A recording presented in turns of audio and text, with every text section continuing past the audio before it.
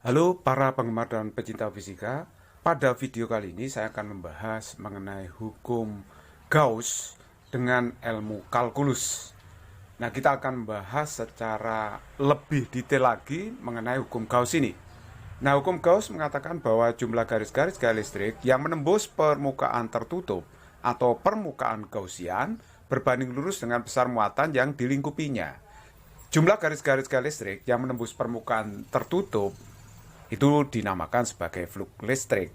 Nah, itu berbanding lurus dengan besar muatan yang dilingkupinya. Misalkan saya punya suatu permukaan tertutup dalam suatu ruang, entah itu berupa kulit bola atau mungkin permukaan tertutup dari kubus, permukaan kotak. Ini ada permukaan tertutup bangun ruang ya. Sembarang bentuknya, terus kemudian di dalamnya ada muatan Q kecil. Nah, ini muatan Q kecil itu adalah muatan yang ada di dalam permukaan tertutup itu. Nah, ini dinamakan sebagai muatan yang dilingkupi oleh permukaan tertutup. Nah, kita tahu bahwa muatan positif ini akan memancarkan medan listrik ke permukaan tertutup itu. Berarti kalau begitu, permukaan tertutup ini nanti akan mendapatkan flux listrik. Jadi misalkan kita mengambil cuplikan dari luasan permukaan tertutup sebesar dA, ini cuplikan yang sangat kecil sekali. Nah, kemudian ditembus oleh garis-garis listrik, di mana di sini ada medan listrik yang mengarah ke sana, membentuk sudut theta terhadap normal bidang cuplikan ini. Jadi bidang cuplikan ini ada vektor normal yang tegak lurus cuplikan seluas dA ini. Menurut hukum Gauss, integral permukaan tertutup E dot dA itu harus sama dengan Q per epsilon 0. Seperti itu. Ini yang disebut sebagai hukum Gauss dalam bentuk yang lebih umum memakai integral permukaan. Kadang-kadang di sini ditulis pakai S, artinya surface integral. Atau S-nya kita hapus saja, ini masih dikatakan sebagai surface integral. Oke, ini saya sudah memberikan keterangan. E itu adalah vektor medan listrik, satuannya Newton per Coulomb atau Voltmeter. dA itu adalah cuplikan luasan permukaan tertutup itu atau permukaan Gaussian, satuannya meter kuadrat. Q itu besar muatan yang dilingkupi oleh permukaan tertutup atau muatan yang ada di dalam permukaan tertutup. Epsilon 0 itu adalah permitivitas listrik ruang hampa. Nah, sebenarnya antara hampa dengan udara itu ada perbedaan tetapi sangat kecil sekali. Jadi epsilon 0 hampa dengan udara dianggap sama, yaitu 8,85 kali 10 pangkat min 12 Newton pangkat min 1 meter pangkat min 2 Coulomb kuadrat. Rumus ini bisa dituliskan integral permukaan tertutup E dot dA itu berarti nilai E, nilai dA dikalikan dengan cos theta. Nah, ini Q per epsilon 0. Nah, seperti itu ya, atau boleh ditulis E dikalikan dengan cos theta dA sama dengan Q per epsilon 0. Jadi rumusnya bisa ditulis seperti ini. Nah, theta di situ adalah sudut antara vektor normal bidang dan medan listriknya. Begitu. Nah, sekarang kita perhatikan ada kasus khusus seperti ini. Kalau misalkan di sini ada bola, di dalamnya ada muatan positif Q kecil, pasti muatan positif ini akan memberikan garis-garis gaya listrik ke permukaan tertutup ini. Nah, jadi kalau begitu, garis-garis gaya ini akan menembus secara tegak lurus pada permukaan tertutup ini, dimanapun posisinya. Jadi kalau kita lihat di sini, normal bidangnya adalah keluar dari pusat, ini adalah normal bidang atau vektor normal bidang, sedangkan arah medan listriknya juga keluar dari pusat secara radial. Lihat seperti ini ya gambarnya. Berarti kalau begitu kita lihat di sini bahwa N itu adalah sejajar E dan sama arah. Nah, sehingga sudut antara normal dengan E itu adalah 0 derajat. Jadi kalau medan listriknya itu menembus tegak lurus permukaan tertutup, itu berarti normal dengan E membentuk sudut 0 derajat. Nah, sekarang kita tinggal masukkan ke rumus ini. Jadi integral permukaan E, cosnya kita isi cos 0, kemudian dA sama dengan Q per epsilon 0. Cos 0 itu 1, sehingga rumusnya bisa disederhanakan seperti ini. Integral permukaan tertutup E dA itu sama dengan Q per epsilon 0. Nah, perhatikan dalam kasus ini, medan listrik yang menembus di setiap titik ini selalu sama atau konstan. Jadi E-nya ini bersifat konstan. Nah, kalau E-nya bersifat konstan, maka E ini bisa keluar dari tanda integral seperti ini. Nah, seperti itu ya. Integral dari permukaan tertutup elemen dA itu sama aja dengan luas seluruh permukaan tertutup dari bola. Nah, jadi kalau ini berupa bola berarti sama dengan luas permukaan bola secara keseluruhan. Jadi kalau begitu saya bisa tulis E dikalikan A itu sama dengan Q per epsilon 0. Akhirnya hukum Gauss bisa ditulis dalam bentuk sederhana seperti ini ketika memenuhi syarat bahwa normalnya itu adalah sejajar medan listriknya. Nah, sedangkan E-nya itu bersifat konstan. Di video ini saya akan membahas soal-soal yang berkaitan dengan hukum Gauss yang menggunakan rumus sederhana ini. E-nya bersifat konstan pada setiap titik permukaan tertutup. Nah, kita tahu bahwa yang namanya permukaan tertutup atau permukaan Gauss itu adalah permukaan yang imajiner. Artinya itu permukaan yang khayal ya. Sebenarnya itu permukaannya tidak betul-betul ada. Oleh sebab itu biasanya digambar permukaan Gaussian atau permukaan Gauss itu pakai garis putus-putus. Itu artinya bahwa sebenarnya permukaan itu adalah permukaan yang imajiner. Nah, sebenarnya rumus ini sudah pernah saya terapkan di soal-soal saya di video yang lain ya. Saya ingatkan sekali lagi, rumus EA sama dengan Q per epsilon 0. Ini adalah hukum Gauss yang ditulis dalam bentuk rumus yang paling sederhana, non-kalkulus. Syaratnya adalah vektor normal bidang itu harus jajar dan sama arah dengan vektor medan listriknya, dan E itu harus bersifat konstan di setiap titik pada permukaan tertutup atau permukaan Gaussian. Nah, ini sudah saya beri keterangan ya, itu tetap menyatakan medan listrik yang menembus permukaan. A itu adalah luas permukaan tertutup atau permukaan Gaussian. Satuannya meter kuadrat. Q itu adalah besar muatan yang dilingkupi oleh permukaan tertutup itu, atau muatan yang ada di dalam permukaan tertutup. Oke, sekarang saya akan berikan beberapa contoh soal untuk memperjelas konsepnya. Soal yang pertama, di sini ada kulit bola bermuatan positif Q besar. Nah, terus kemudian O itu adalah pusat bolanya, R jari-jarinya, A itu adalah titik di dalam bola, B itu di kulit bola, sedangkan C itu di luar bola. Pertanyaannya adalah berapakah medan listrik di dalam, di kulit, dan di luar bola. Kita bisa selesaikan dengan hukum Gauss dengan rumus yang sederhana tadi ya, yang sudah disederhanakan.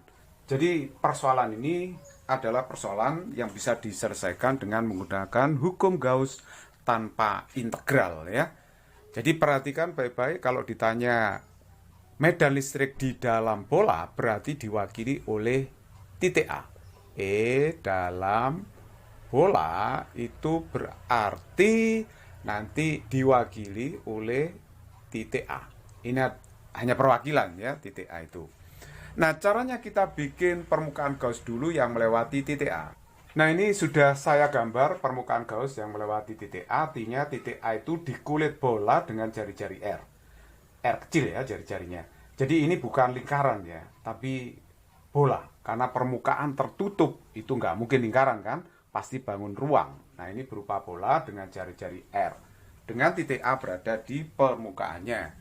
Kenapa dipilih permukaan tertutupnya berbentuk permukaan bola? Karena memang bendanya berupa bola ya.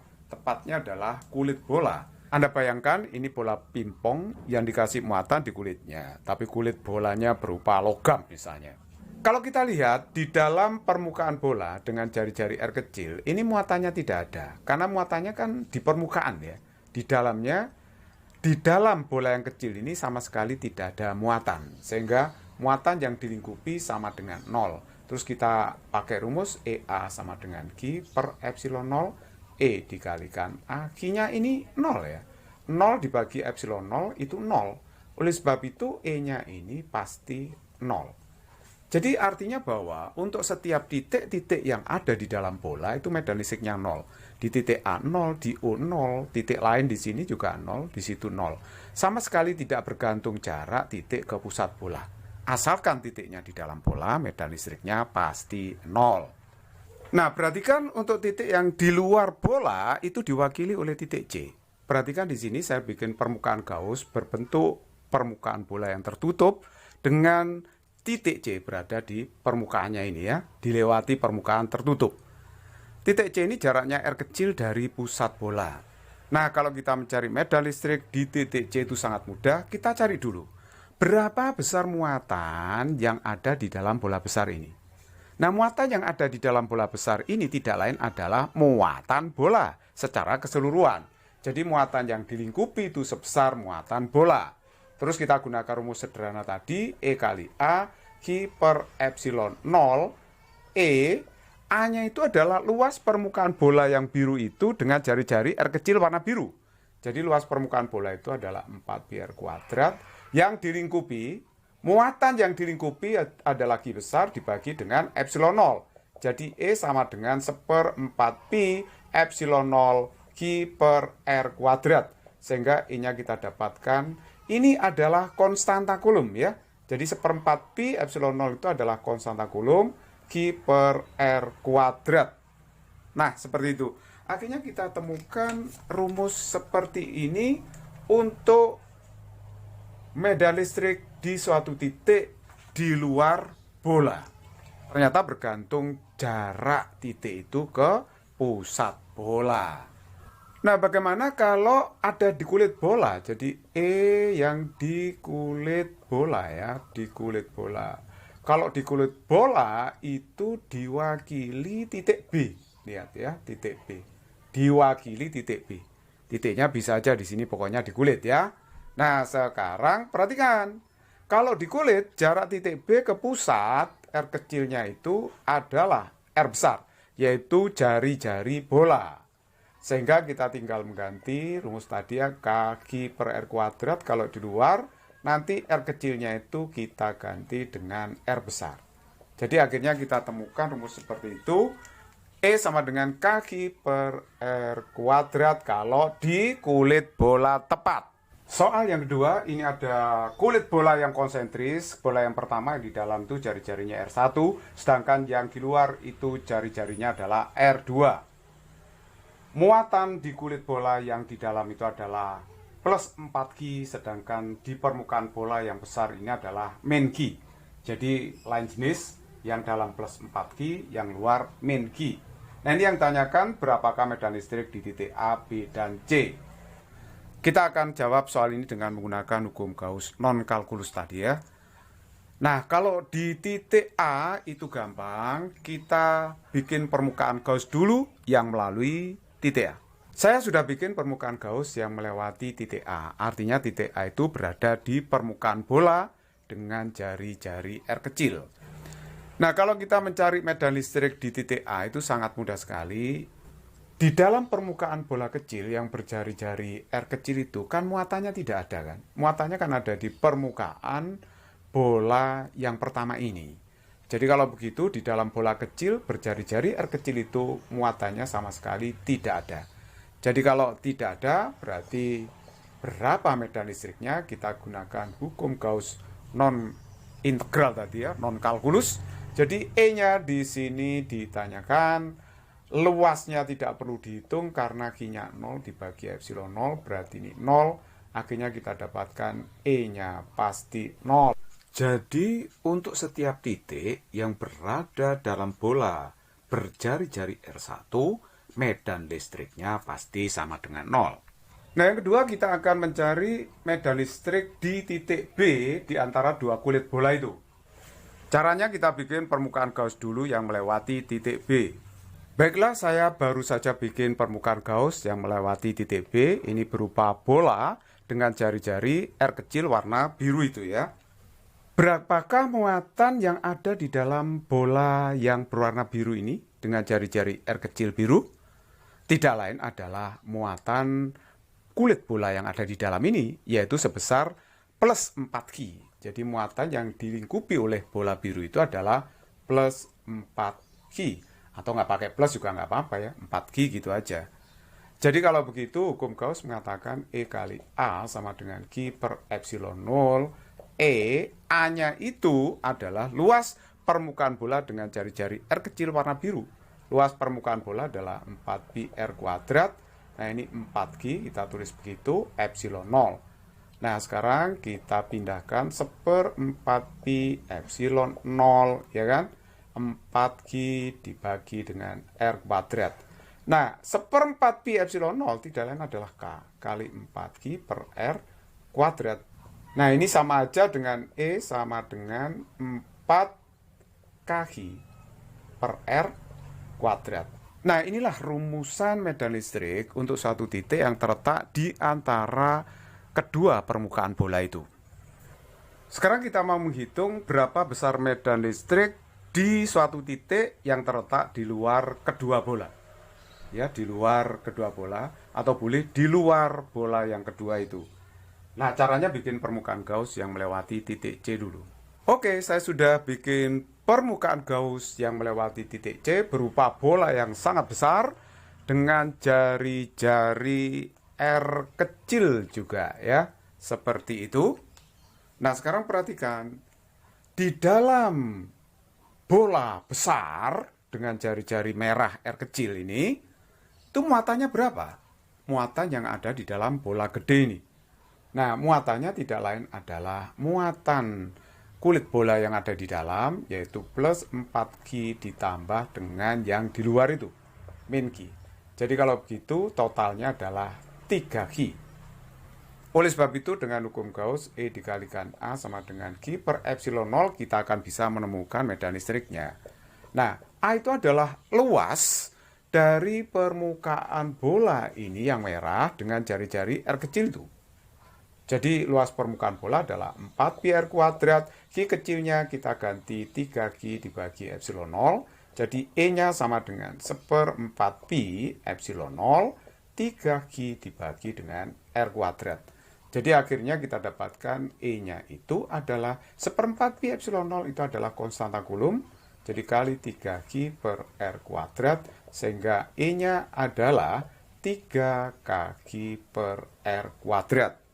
Nah, inilah rumus yang digunakan untuk mencari medan listrik di suatu titik yang letaknya di luar bola. Oke, soal nomor 3, ini ada bola yang konsentris. Yang pertama, bolanya itu bola pejal. Bola pejal ini bermuatan plus 5G. Dan muatan 5G ini pasti terdistribusi merata di seluruh volume bola. Nah, terus kemudian ada bola yang kedua, berupa kulit bola, tapi ini tebal banget kulitnya ya. Kulitnya sangat tebal. Nah, dia bermuatan min 2G. Jadi min 2G itu menyebar di seluruh kulit bola yang tebal ini. Nah, sekarang kita ditanya berapakah medan listrik di titik A, titik B, C, dan D.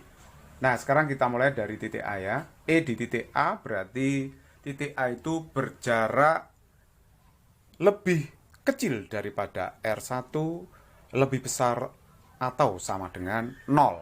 Nah, sekarang perhatikan caranya kita bikin permukaan Gauss yang melewati titik A dulu. Oke, saya sudah menggambar permukaan Gauss yang melewati titik A. Nah, sekarang perhatikan ya, ini ada interaksi muatan. Kalau kita perhatikan, muatan yang di logam tebal ini adalah min 2G. Sedangkan yang di bola ini adalah plus 5G. Maka karena di sini plus dengan min akan terjadi tarik-menarik. Akhirnya muatan plus 5G itu akan berada di permukaan bola yang pejal ini. Nah, kalau saya gambar distribusi muatannya seperti ini ya. Jadi muatan plus 5G itu akan berada di permukaan bola pejal yang di pusat ini ya. Nah, jadi kalau begitu di sini nanti akan menarik muatan-muatan negatif dari logam yang tebal ini, di sini di permukaan akan terdapat muatan min 5G. Ya, min 5G. Di luarnya, di permukaan luar itu plus 3G. Karena tadi muatan totalnya plus 3G tambah min 5G adalah min 2G, ya kan? 3 ditambah min 5 kan min 2. Min 2G ya tadi ya. Oke, jadi kalau begitu jika ditanya berapakah muatan yang dilingkupi oleh bola kecil yang berjari-jari R warna biru ini? Nah, ini kita mau menghitung medan listrik di titik A kan? Jawabannya adalah tidak ada muatan yang dilingkupi. Karena muatannya pada ngumpul di permukaan, beralih ke permukaan seperti ini. Pindah ke permukaan. Jadi kalau begitu, di dalam bola kecil warna biru tidak ada muatan. Q-nya sama dengan 0. E kali A sama dengan Q per epsilon 0. E dikalikan dengan A, ini 0, masukkan aja. Jadi ini E dikalikan A sama dengan 0, berarti E sama dengan 0.